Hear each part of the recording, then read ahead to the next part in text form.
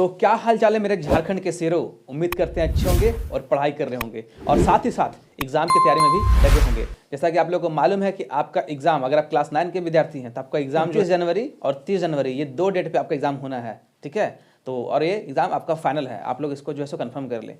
तो चलिए, वो सब तैयारी हो ही रही है। आप लोग अगर हमारे साथ जुड़ गए हैं तो आप लोग जान रहे होंगे क्लास 9 का मैं रेगुलरली आपके लिए वीडियोस पे वीडियो ला रहा हूं और रेगुलरली वीडियोस अपलोड कर रहा हूं ताकि आपका तैयारी बेहतर हो और हर सब्जेक्ट से कर रहा हूं, है ना। तो आप लोग अगर नए आए हैं चैनल पे तो सब्सक्राइब कर लीजिएगा और वीडियो को लाइक कर देगा और प्यारा सा कमेंट कीजिएगा कि आप झारखंड के किस डिस्ट्रिक्ट से हमें देख रहे हैं। और दोस्तों, क्लास 9 के लिए काफ़ी जो है सो इस चैनल पर मेहनत की जा रही है, आप लोगों को मालूम ही है। ठीक है, इसलिए मैं कह रहा हूँ। और साथ ही साथ आप ही इस वीडियो के मोर पे क्लिक करना और अपना जो है सो व्हाट्सएप ग्रुप भी ज्वाइन कर लेना। अगर दिक्कत हो रही है तो मेरा नंबर लिख लें 6200230424। इस पर आप जो है सो मैसेज कर सकते हैं, व्हाट्सएप मैसेज करेंगे, हम आपको आपके जो है सो व्हाट्सएप ग्रुप में जोड़ देंगे। तो दोस्तों, देर ना करते चलिए शुरू करते हैं। आज का जो क्वेश्चन है ना वो हम लोग करेंगे। आज का सब्जेक्ट विज्ञान है। विज्ञान से मोस्ट इंपॉर्टेंट क्वेश्चंस करने वाले हैं जो आप अपने एग्जाम में, अपने टेस्ट में देखोगे। ठीक है, चलिए वेलकम करते हैं अगेन आप सभी का। तो सबसे पहला क्वेश्चन जो है मैं बता रहा हूँ, मैं आप लोगों को 12 पढ़ाया हूँ। सबसे पहला क्वेश्चन जो है ना वो है ध्वनि, है ना। 1 मिनट रुकिएगा। ध्वनि तरंगे होती है।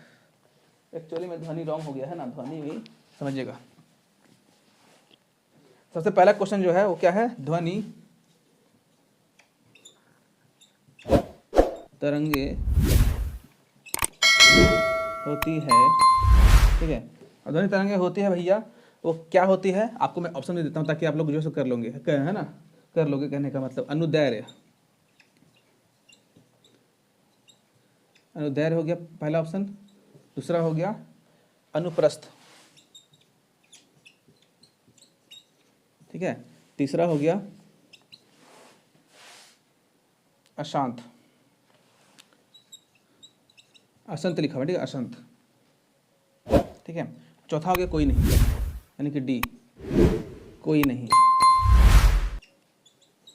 दोस्तों, आपके एग्जाम में जो है ना, आपके एग्जाम में क्वेश्चन ऐसे ही रहेंगे, करीब 4 आपके है सो ऑप्शंस रहेंगे और 4 ऑप्शंस में से आपको जो सही लगेगा वही करना है। ठीक है, देखिए ध्वनि तरंगे कैसी होती है, तो अनुदैर्घ्य, अनुप्रस्थ, अशांत और कोई नहीं। इसका जो राइट आंसर हो जाएगा ऑप्शन नंबर ए हो जाएगा। ठीक है, अनुदैर्घ्य। और आप अगर फाइनल एग्जाम बैठे हुए हो तो आपका ऐसा रहेगा चार्ट, आपका इसका रहेगा ऑप्शन जैसे 1 2 3 4, है ना। ये यहाँ रहेगा 1 2 3 4। ठीक है, तो आपको 1 यानी कि ए, है ना, ए को रंगना है, ऐसे पूरा कलर कर देना है इस तरीके से।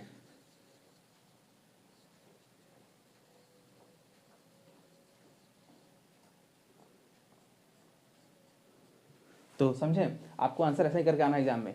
तो ये आपका फाइनल एग्जाम का टिप्स था। आइए क्वेश्चन नंबर हम लोग 2 देखते हैं।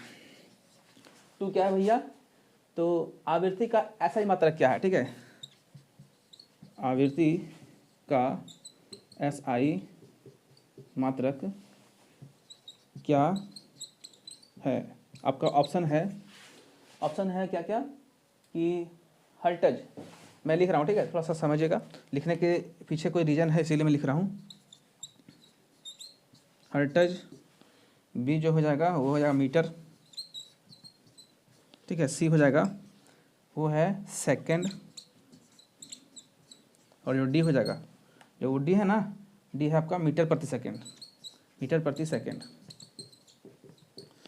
तो दोस्तों, आप लोगों को पता है कि जो ध्वनि का क्या नाम है इसका, ये तरंग का आवृत्ति का ऐसा ही मात्रा जो होता है वो क्या होता है। मैंने आपको पहले कभी कितने बार पढ़ाया है, आपको लाइव क्लास में भी, और जो भी मैं लगातार मॉडल पेपर ला रहा हूँ उसमें भी आपको कहीं ना कहीं देखने को मिला होगा ये। ठीक है, तो हर्ट्ज आपका जो इसमें ऐसा ही मात्रक हो जाएगा, है ना। आवृत्ति का ऐसा ही मात्रक क्या दोस्तों, hertz. Option number A correct कर लेंगे आप लोग। ठीक है, और वही आपको अगर 4 गोला रहेगा तो ए को पूरा करेक्ट कर देना एकदम कम्प्लीटली। तो ये आपको 2 क्वेश्चन समझ में आ गए होंगे, उम्मीद करते हैं। आइए सवाल नंबर हम लोग देखते हैं 3, फिर 4, फिर 5, फिर 6, है ना। चलिए,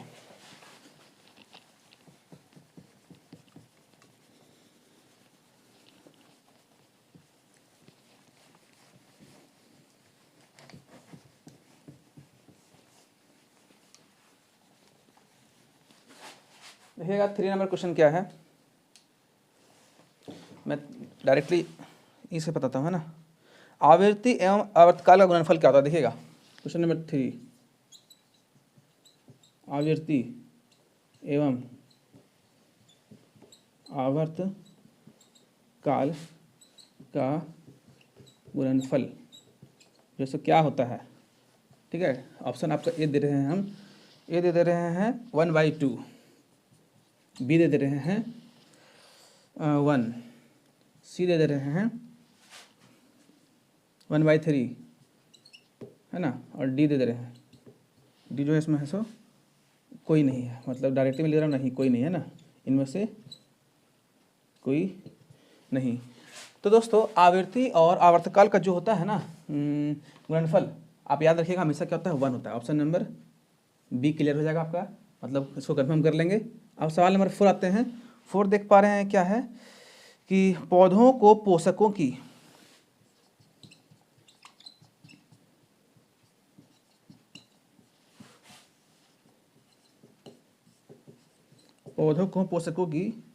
आपूर्ति मुख्यतः, है ना, मुख्यतः किसके द्वारा होती है?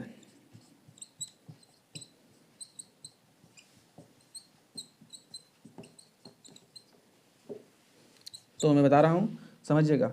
जल, बी ऑप्शन है, बी ऑप्शन है वायु, सी ऑप्शन है मृदा, और आपका डी ऑप्शन जो है वो है सूर्य प्रकाश। तो ऑप्शन नंबर डी। ठीक है, आपको पता है कि पौधों को जो हम लोग जो है ना देखते हैं, तो मुख्य रूप से उसको जो पोषक तत्व जो मिलते हैं ना, वो जल से भी मिलते हैं, वायु से मिलते हैं, मृदा से मिलते हैं। लेकिन इसमें अगर सूरज नहीं मिलेगा ना, तो ये अपना भोजन तैयार कर ही नहीं पाएगा। आप कितना भी जल डाल दो, कितना भी उसको वायु में रख दो, कितना भी उसको मिट्टी दे दो, है ना, पौधा जो है तैयार होगा ही नहीं। तो मुख्यतः जो पोषक तत्व जो है ना पौधों को, वो कहाँ से मिलता है? तो सूर्य का प्रकाश से, सनलाइट से, याद रखिएगा। सनलाइट इसमें काफ़ी इंपॉर्टेंट है। पौधों में सूर्य का प्रकाश जरूरी है, तभी ये अपना पोषण कर पाएगा। ठीक है, आपको मैं बता दूं, मान लीजिए कि आपके पास चावल है, दाल है, सब अनाज आपके घर में पड़ा हुआ है, और ईंधन का मतलब ईंधन का उपलब्धता है ही नहीं, ना आपके घर में गैस है, ना चूल्हा है, मतलब आग का कोई सोर्स है नहीं, तो खाना पकाओगे? खाना पका नहीं पाओगे आप, और कितना कच्चा अनाज खाओगे? आप नहीं ना खा पाओगे, आपका पोषण रुक जाएगा। सेम थिंग यहाँ पे भी है। पौधों को बड़े होने में जल भी चाहिए, वायु भी चाहिए, मृदा चाहिए, लेकिन उसको अगर सूरज नहीं मिलेगा ना, तो अपना भोजन तैयार नहीं कर पाएगा वो। ठीक है, याद रखिएगा, मुख्यतः इसको जो है सो सूर्य का प्रकाश जरूरी हो जाता है। चलिए, सवाल नंबर हमारा जो है सो ये 4 था। 5वां चलते हैं। एक सूक्ष्म पोषक तत्व है। सवाल नंबर 5, एक सूक्ष्म ये माँ है, ठीक है, पोषक तत्व है, एक सूक्ष्म पोषक तत्व है। Option number A, B, C and D. देखते हैं क्या क्या है।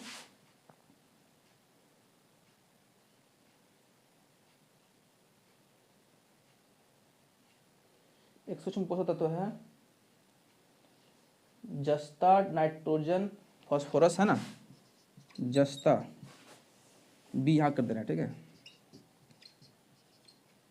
नाइट्रोजन, ठीक है, सी यहाँ कर देना है, फास्फोरस, और डी पोटेशियम।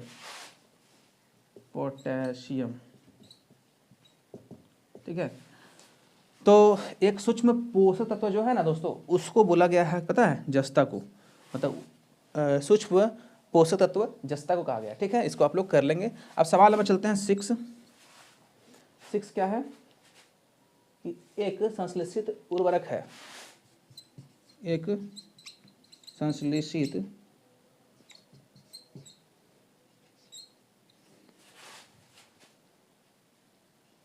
उर्वरक है। ठीक है, ऑप्शन दे देते हैं ए, बी, सी और डी।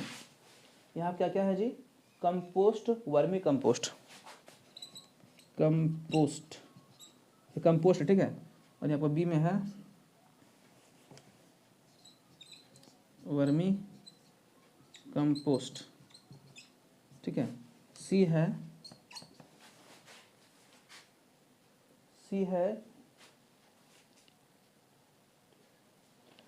यूरिया, और डी जो है ना दोस्तों, डी है हरी खाद।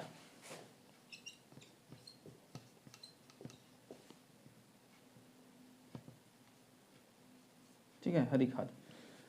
तो संश्लेषित उर्वरक के रूप में जो है सो जाना जाता है ना, वो है हरी खाद। ऑप्शन नंबर डी कर लेंगे। तो काफ़ी इंपॉर्टेंट सवाल है दोस्तों, फाइनल एग्जाम में आपका पूछा जाएगा। ठीक है, चलिए इसको आप लोग कर लेंगे।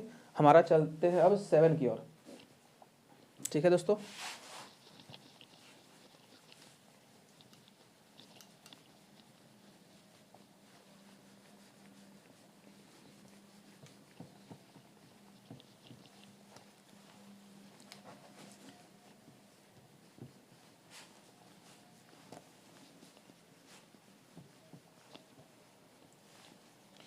चलिए ऑन बोर्ड आज आ गए हैं ना आप लोग के बीच। ऑन बोर्ड आने का रीज़न है। चलिए सवाल नंबर 7 चलते हैं। 7 देख पा रहे हैं क्या है? कंपोस्ट में नाइट्रोजन की प्रतिशत कितनी होती है? ठीक है,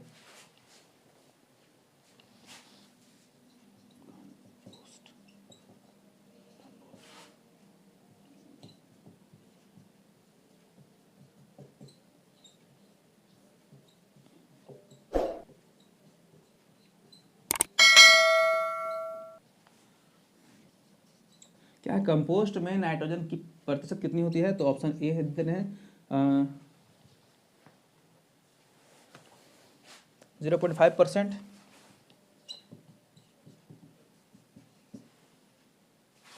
1.0%,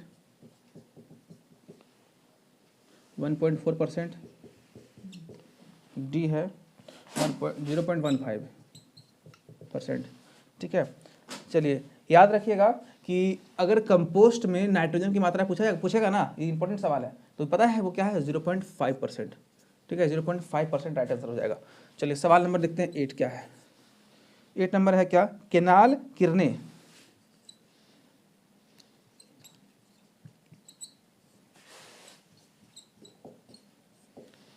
किरणें किसका किरण पुंज है?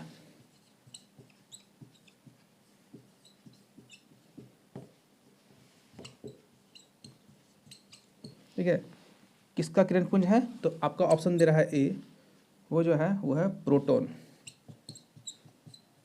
ठीक है, बी है हाइड्रोजन,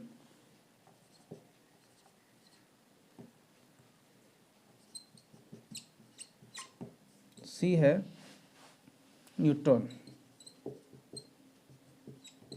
और डी जो है, डी है आपका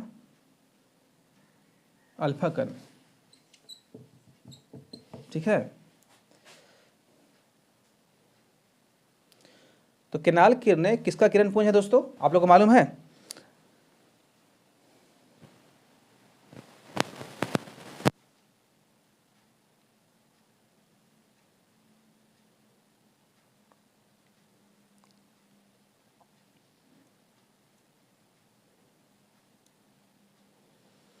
तो चलिए, है ना, क्या था क्वेश्चन कि केनाल किरणें किसका किरण पुंज है? तो प्रोटॉन, हाइड्रोजन, न्यूट्रॉन और अल्फा कण। तो अगर पता है कि प्रोटॉन का है, सो ये क्या है?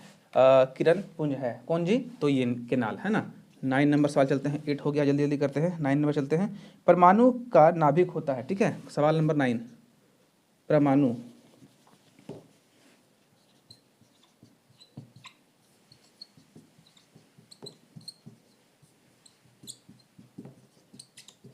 परमाणु का नाभिक जो होता है ना, वो कहाँ होता है? सॉरी, कैसा होता है? धन आवेशित। ठीक है आपका ऋण आवेशित। ठीक है, ऋण आवेशित। सी जो है वो है आवेशित, नहीं अनावेशित है, अनावेशित, नो चार्ज। ठीक है, और जो डी है मतलब कोई नहीं, मैं डायरेक्टली नहीं लिख रहा हूँ। हाँ, तो पता है कि परमाणु का जो नाभिक जो होता है ना, वो क्या होता है? धन आवेशित। ठीक है, याद रखिएगा, सेंटर जो होता है। अब हमारा आखिरी प्रश्न ऑब्जेक्टिव का 10 नंबर देख रहे हैं कि किसमें न्यूट्रॉन नहीं होता है। ठीक है, क्या है दोस्तों? सवाल नंबर 10 है इसमें न्यूट्रॉन नहीं होता है। ऑप्शन ए है, ठीक है। हीलियम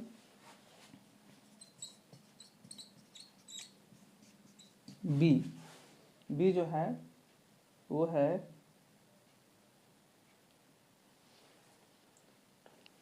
ट्राइटियम, ठीक है। सी जो है हाइड्रोजन, ठीक है, ये हाइड्रोजन है। और डी जो है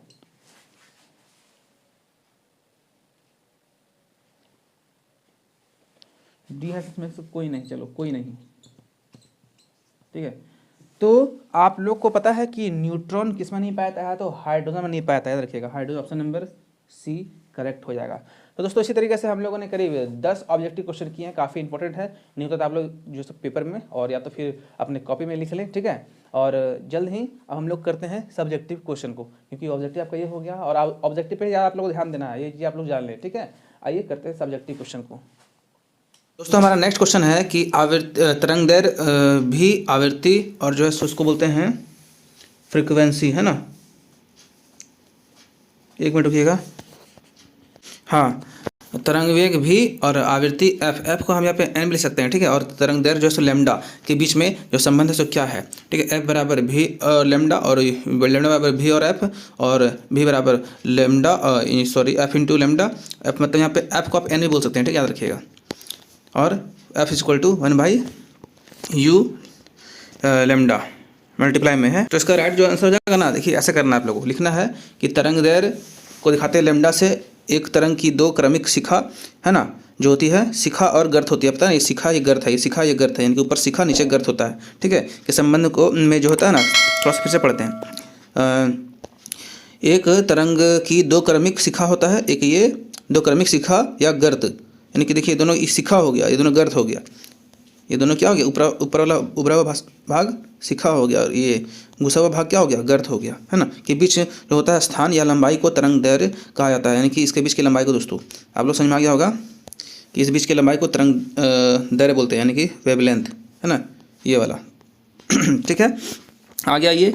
आवृत्ति क्या होता है दोस्तों, फ्रीक्वेंसी या समय प्रति इकाई एक दोहराई जाने वाली घटना की संख्या है, जिसको ऐसा ही मात्रक क्या होता है, हर्ट्ज होता है, आपको मालूम है, ठीक है। और वेग क्या होता है, वेग जो होता है ना, वेग को समय के साथ में निकाय के विस्थापन के परिवर्तन के दर के रूप में परिभाषित किया गया है। ऐसा ही मात्रक जो उसका होता है मीटर प्रति सेकंड होता है, ठीक है। गति के निम्न सूत्र का उपयोग कर गणना की जा सकती है। देख रहे दोस्तों, भी इक्वल टू, है ना, क्या हो गया, लैम्डा इंटू फ्रीक्वेंसी, यानी वेग गति इज इक्वल टू, गति को वेग भी बोल सकते हैं, वेग इज इक्वल टू तरंग दैर्घ्य गुना आवृत्ति। आपका ये इसका क्या है, इसका ये आपका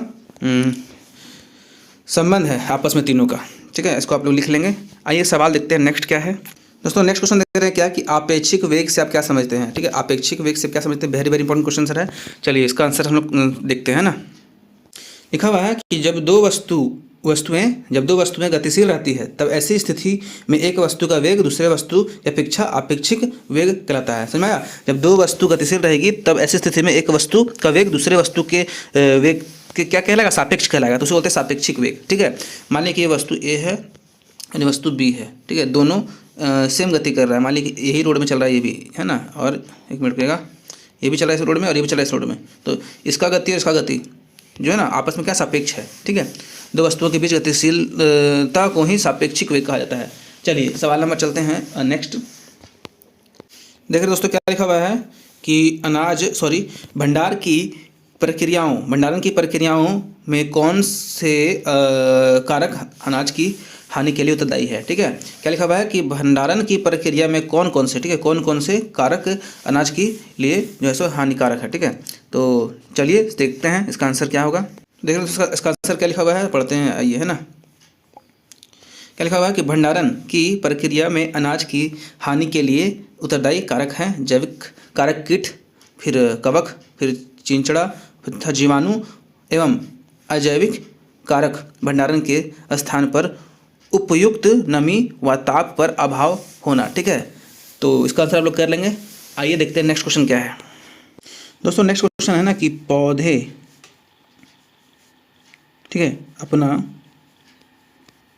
पोषण यानी कि पोषक है ना कैसे प्राप्त करते हैं, कैसे प्राप्त करते हैं। ठीक है, तो लिखा हुआ है पौधे अपना पोषक हवा, पानी, मिट्टी से प्राप्त करते हैं। हवा से इन्हें ऑक्सीजन तथा कार्बन प्राप्त होता है, इसको बोलते हैं कार्बन डाइऑक्साइड।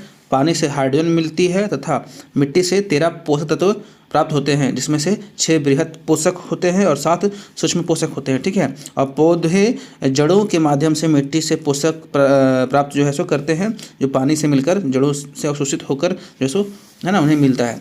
तो ये पोषक पौधे अपना पोषक किस तरह से प्राप्त करते हैं ये आपको लिखना था। तो दोस्तों हम इतने ही क्वेश्चंस आप लोग को आज करा सकते हैं, बाकी आप लोग जो है सो सेल्फ डिपेंडेंट भी रहें। एंड चलिए आज के क्लास में इतने ही क्वेश्चंस आप लोग को मैं डील कर पाऊंगा। बाकी सभी को थैंक यू। जो बच्चे झारखंड से दिख रहे हैं, झारखंड के जिले से दिख रहे हैं, जरा कमेंट करेंगे, मैं उनके कमेंट का रिप्लाई करूंगा। और इसलिए मैं कमेंट करने बोल रहा हूं कि मुझे ये पता करना है कि हमारा वीडियो किस किस जिले में चल रहा है। बाकी दोस्तों सभी को थैंक यू एंड सभी को जोहार, सभी को वंदे मातरम। हमेशा आप लोग का स्वागत रहेगा आपके चैनल पर। और दोस्तों आप लोग क्लास 9 के बच्चे जो नए जुड़ गए हैं ना, आप इसको सब्सक्राइब करके रखिएगा चैनल को, और वीडियो को लाइक कर दीजिएगा और प्यारा सा कमेंट जरूर कीजिएगा। और व्हाट्सएप ग्रुप भी ज्वाइन जरूर कर लीजिएगा, क्योंकि 9th क्लास के लिए मैं प्रॉपर्ली वीडियोज़ ला रहा हूँ, लगातार ला रहा हूँ, रेगुलरली ला रहा हूँ। ठीक है, 9 के लिए स्पेशल यहाँ तैयारी कराई जा रही है, आप लोगों को मालूम ही है। चलिए देर नहीं करते हैं, आप लोग से यहीं तक का समय लेंगे। बाकी थैंक यू सभी को।